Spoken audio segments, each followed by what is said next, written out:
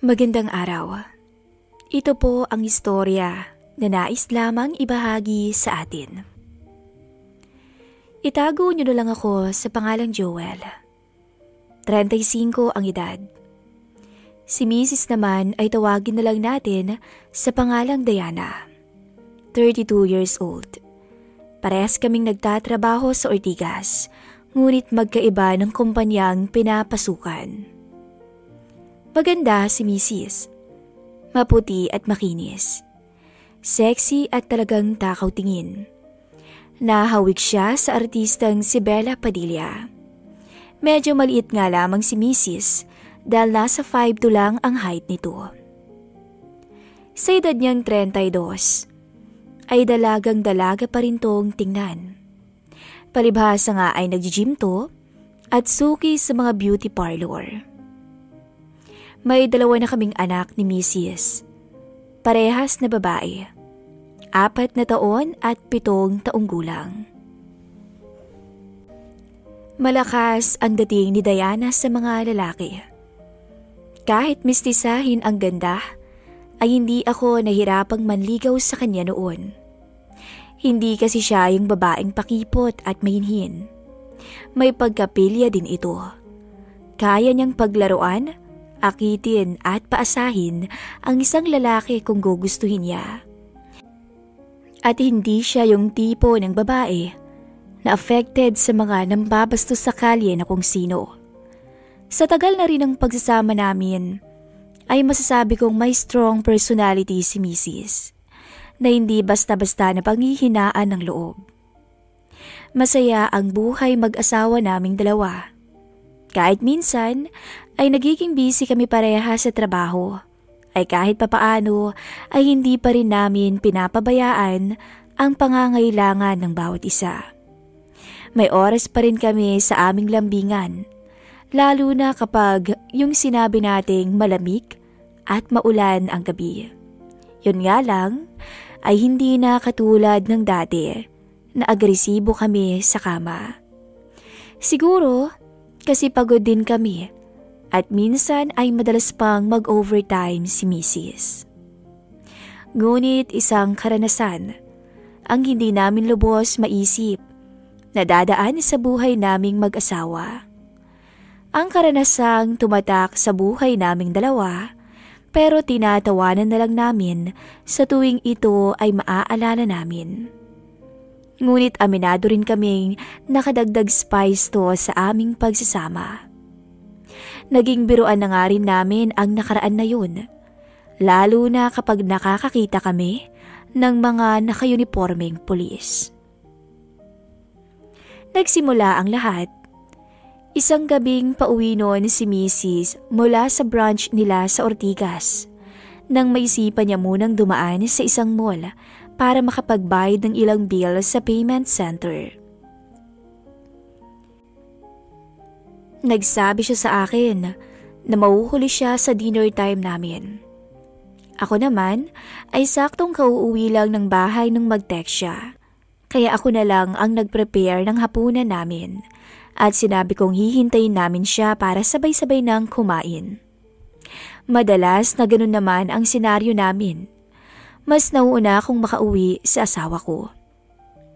Makalipas ang 1 oras, nag-ring ang phone ko. Si Mrs.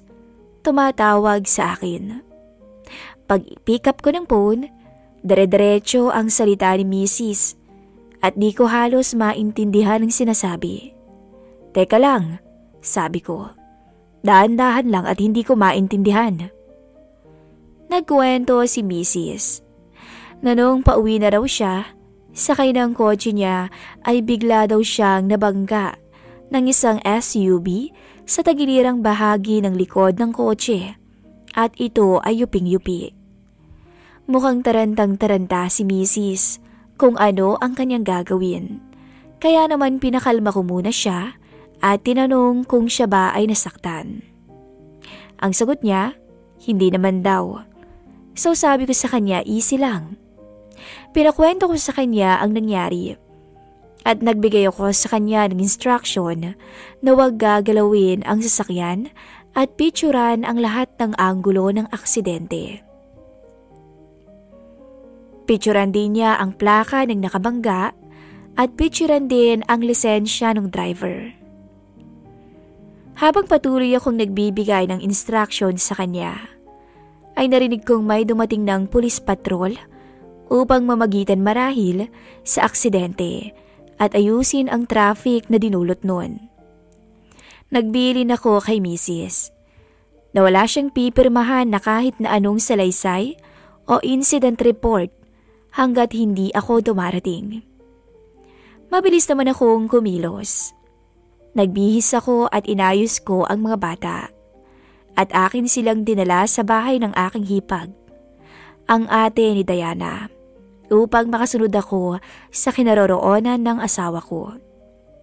Mga 30 minutes away din ang layo ko kina Mrs. Pero matulin kong pinapatakbo ang sasakyan ko. Nang umabot na ako sa dulo ng traffic na dahil sa aksidente, ay muli akong nakatanggap ng tawag kay Diana. Sabi ni Mrs. sa akin, sobrang angas daw ng driver ng SUV na nakabangga sa kanya. Nakesyo kilalang tao daw ang amo nito na may-ari ng SUV. Pero binulungan daw siya ng isang pulis na huwag mag-alala dahil tutulungan daw nila si Diana dahil sila man ay nayayabangan dun sa SUV driver na kahit obvious na kasalanan nito ang pangyayari ay baka baliktarin pa sa huli. Sinabihan ako ni Diana na wag na akong umeksena dun kasi baka mapaaway pa raw ako at lalong lumala ang sitwasyon. Siya na raw muna ang didiskarte. Total mukhang pumapanig naman sa kanya ang mga naka-uniforme. Try daw muna niyang gamitin ang charm niya at paiyak-iyak. Pumayag naman ako pero sabi ko magmamatsyag lang ako sa malapit. Nung medyo tanaw ko na yung aksidente, ay nagpark ako sa di kalayuan para makita ko ang buong kaganapan. Sabi ko sa sarili ko, paanong hindi papanigan si Mrs.? Ayun siya. Nakatayong kinakausap ang mga pulis. Nakatanggal na ang suot na blazer at naka-spaghetti strap white top at palda na above the nilang. Aninag ang kakinisa ng maganda kong asawa, kaya marahil ay todo asikaso sa kanya ang mga unipormadong lalaki. May papahid-pahid pa ng luha si Mrs. Napangiti na lang ako dahil alam kong umaacting na naman siya. Pero in fairness, yuping-yupi ang Honda na kotse niya. Yung dalawang lesbo naman ay di magkandatuto kung paano aalalayan si Mrs. Abot yung haplos ng isa sa likod niya para pakalmahin siya. Pero syempre alam ko ang nasa isip ng mga to. Lalaki din ako kaya't alam na alam ko ang mga ganoong diskarte. Yung pulis na chubby ang nakadikit sa misis ko. At yung isang pulis na payat ay nakaalalay naman sa braso niya. Naisipan naming tawagin na Chubs, yung matabang naka-uniforme, nung minsang naalala namin ni misis ang nakaraan. Maya-maya, nag-text si Diana sa akin na pupunta na raw sila sa istasyon na malapit doon para ma-report sa inspektor at ma-record din ang mga sasakyan nila. Sumunod daw ako. Mga 10 minutes away din yung lugar na yun na nasa likod ng isang kilalang village. Parang isang lumang compound na may 3 bahay at detachment. Nagpark ako sa isang madilim na bahagi. Natanaw ko yung compound. Sina Mrs. ay nagpark sa loob ng compound at sinurrender nila ang mga susi nila doon sa payat na pulis. Tapos si Chubbs ay dinala si Mrs. at SUV driver sa kaliwang bahay na pakiwari ko ay opisina nila. Pinagmamasdan ko si Payat doon sa may labas at nakita kong may kinuha siyang bote galing sa patrol car. Tapos binuksan niya yung SUV at nagwisik-wisik siya ng laman ng bote sa car seat ng driver's side. Napamura ko. at biglang nagtago ng gusto. At baka ako pa ang mapagdiskatahan pag nalamang nakita ko ang nangyari. Sabi ko mukhang masiset up si SUV driver ng drunk driving. Kasi mukhang bote ng beer yung iwinisik sa SUV. Medyo naaawa ako ng kaunti doon sa SUV driver. At the same time, ay medyo natakot din ako. Kasi maaari ding mangyari sa akin ang ganun pag ako naman ang nakabangga ng babaeng maganda. Grabe din talaga ang kalokohan ni Payat at ni Chubbs. Sa isip-isip ko. Pabor nga lang ngayon sa akin dahil misis ko ang naagrabyado. Ilang saglit pa, nakita akong lumabas si na misis at may kasama pang isang pulis na nag-inspect ng mga sasakyan at kinuna ng mga pictures ang sasakyan. Tapos bumalik ulit sila sa loob ng opisina. Nag-text ako kay misis kung okay lang siya at sinabi kong nasa labas lang ako ng compound at natataraw ko sila para di siya masyadong mag-alala.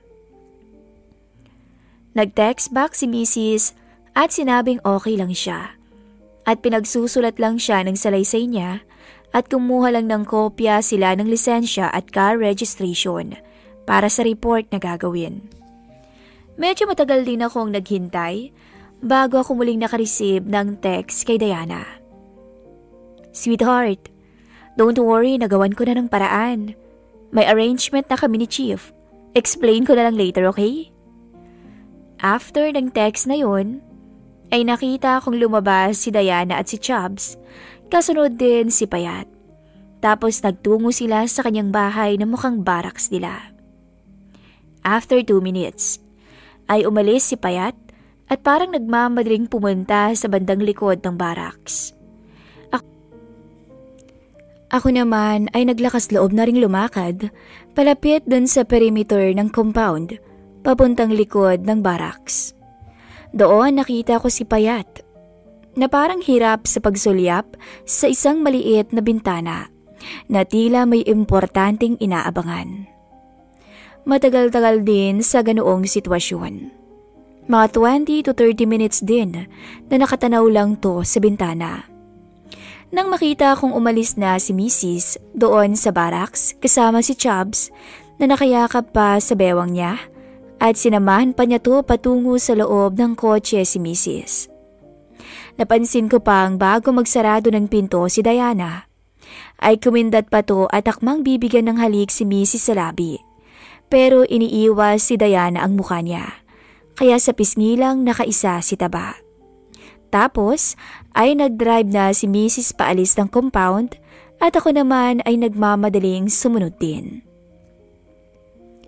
Habang nakasunod ako sa likuran ni Mrs., ay tumawag siya at sinabing magpapark na lang daw siya sa McDo at sasakay na lang daw siya sa akin at mag-check-in daw kami saglit. Kasi medyo nagbago daw yung mood niya at hindi ko alam kung bakit ng mga oras na yon. Sabi ko hindi na kailangan kasi walang tao sa bahay dahil dinala ko ang mga bata sa ate niya. Pagdating ko ng McDo ay agad na sumakay si Missy sa sasakyan ko at agresibo niya akong sinuyo sa labi. Nagtanong ako, may nangyari ba sa kanila nung pulis na si Chubbs? Sumagot naman si Mrs. na magkukwento na lamang daw siya habang nagdadrive ako pa uwi. Habang nagmamaneho nga ako, ay nag-start ng magkukwento si Diana. Tungkol kay Chubbs. Sinabi niya na diniin daw ng driving under the influence of alcohol yung SUV driver. Kaya na-detain doon sa detachment at makakalaya lang kung magbabayad ng areglo sa danyos kay Diana. Pero ang hininging kapalit daw ng pulis ay isang pabor kay Mrs. Kahit saglit lang daw at wala naman daw makakaalam. Yun ang sabi sa kanya. Hindi na ako nagtaka dahil maganda talaga si Diana. At kahit saan siya magpunta ay siya palagi ang nililingon ng mga lalaki. Sa isip-isip ko ay naglakas loob na lang siguro yung manong kay Mrs. Total ay tinulungan siya nito. Pero sabi ko nga, sadyang mapaglaro ang misis ko. Nakipagnegosasyon daw si Diana. Alam kong may pagkapilya ang misis ko at hindi siya yung tipo ng mainhi na babae. Kaya alam kong kaya niyang akitin ang mga yon para sa ikabubuti ng sitwasyon. Ako man ay hindi seloso dahil kilala ko ang asawa ko. Hindi siya basta-basta papatol ng walang dahilan. Sa huli pumayag siya pero sinabi niyang may limitasyon kasi may asawa na siya. Ayaw daw pumayag ng Manong Chubbs at pinipilit siya ng masigit pa sa kaya niya, kahit saglit lang daw. Pero iba si Mrs. Sinabi niyang hanggang doon na lang daw siya. Kundi ay tatawag na lang daw siya sa asawa niya para ako na raw ang haharap na lang sa kanila. At so para may mapalaman lang si Manong Pulis ay pumayag na to. Pumayag si Diana sa kasunduan para matapos na at doon na nga sila pumunta sa barracks. Parang bigla akong nagliyab sa kwento ni Mrs. Nung nasa barracks na daw sila, naupo si Diana sa ilalim ng bed ng isang double deck at hinintay niyang lumapit si Chubbs sa kanya. Medyo kinabahan daw to at baka hindi sumunod sa usapan. Paglapit nito ay agad na hinilkan niya si Mrs. at napaplusto sa bewang niya pataas. Pero maya-maya lang daw, nawala na rin sa katinuan si Diana. Pero pilit pa rin naman daw niyang nilalabanan ang sarili. Ngunit sadyang nadala na rin daw siya sa sitwasyon. Lalo't agresibo din yung Manong. Pero maya-maya daw, ay napasobra na si Lespo nang biglang inangat nito ang blouse niya. Tumutol daw si Mrs. pero ayaw daw nitong paawat. Kaya naman nagsalita daw siya ng malakas at sinabing, "Sige, gawin mo yan at sisigaw ako dito at kakasuhan kita." Medyo natauhan daw si Manong at hindi tinuloy ang masamang balak. Nagsorry din siya kay Mrs. Kalaunan dahil nadala lang daw siya sa sobrang ganda ni Diana. Matapos daw ang insidenteng yun, inayos na agad ni Diana ang sarili niya. Pero si Chubbs daw ay nangungulit pa. Pero sinabi ni Mrs. ay hindi na daw pwede kasi hinahanap na raw siya ng asawa niya. Kaya umalis na si Diana sa barracks. Nahabol-habol naman si Manong Pulis sa kanya.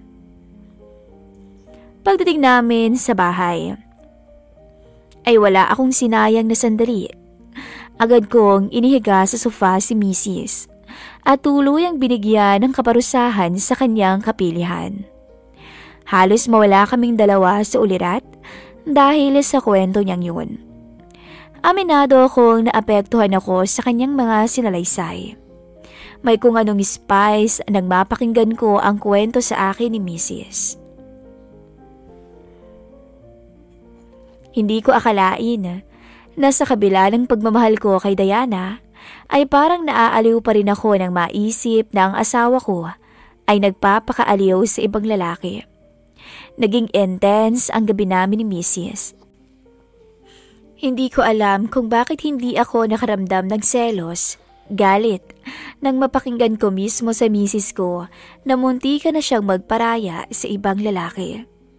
Siguro dahil mataas ang tiwala ko sa asawa ko. Pero kung sakali man na natuluyan siya nung Manong na yun, ay baka maging iba rin ang reaksyon ko. Maging si Mrs. ay naging agresibo ng gabing yun. Para kaming bagong magnobyo at magnobya, nasabik sa isa't isa. Nakalimutan na nga naming sunduin ang mga bata sa ating niya. Kaya naman tinext na lang namin ang mga to, na bukas na lang namin kukunin ang mga bata. Matapos nun ay nagtawanan kaming dalawa. Nagpapasalamat naman ako na walang masamang nangyari kay Mrs. At parang nakatulong pa nga ang mga pulis na madagdagan ang init ng pagsasama naming dalawa. Tuloy ang kwentuhan namin nang ma-realize namin na di pa pala kami nakakapag-dinner na dalawa. Buti na lang ay may na-prepare na akong food kanina kaya nakakain kami. Kinaumagahan ay nag-ring ang cellphone ni Mrs. At pinapapunta siya ulit sa detachment. Pero this time ay sinamahan ko na siya at para madaanan na rin namin ang car niya na nakapark sa McDo. Habang papunta kami ay niloloko ko siya na muli niyang makikita ang boyfriend niyang si Chubbs at baka humiling pa ulit yun. Tawa lang si Diana at simpleng paasa lang. Pagdating sa detachment, marami ng ibang pulis doon at wala rin si Chubbs at payat na pulis. Siguro ibang shift na sila. Andun din yung representative ng amo ng SUV driver at isang kamag-anak niya. Nakipag-areglo la sila kay Diana at nag-abot ng 20K bilang paunang bayad at para iatras ang reklamo laban sa SUV driver. Pumayag naman kami at bahala na ang insurance sa ibang gastos. Laking pasalamat din talaga namin sa dalawang lesbo. Hindi naman namin sila pinag-isipan ng masama, lalo't sobrang yabang din ng driver ng SUV. Minura pang araw nito si Diana nung araw na yon. Yun nga lang, talagang lalaki lang din sila at naiintindihan ko naman kung natakam sila sa magandang misis ko. Kaya ganoon ang nangyari. At yun ang hindi namin malilimutang kaganapan sa buhay naming mag-asawa ni Diana. Naging adventurous din kaming dalawa. Or mas naging open sa mga bagay-bagay. Pero minsan, napapaisip din ako kung paano kaya kung totoong pumatol si Mrs. sa iba. Yun bang natipuhan niya talaga yung lalaki? Siguro iba rin ang magiging reaksyon ko. Baka sumabog din ang damdamin ko sa selos. Pero bago ko tapusin ang kwento ko, ay nais ko ring tanungin kayo kung parehas din ba ang magiging reaksyon nyo kung sakaling mangyari rin to sa inyo. Hanggang dito na lang po ang aking istorya. Salamat at paalam.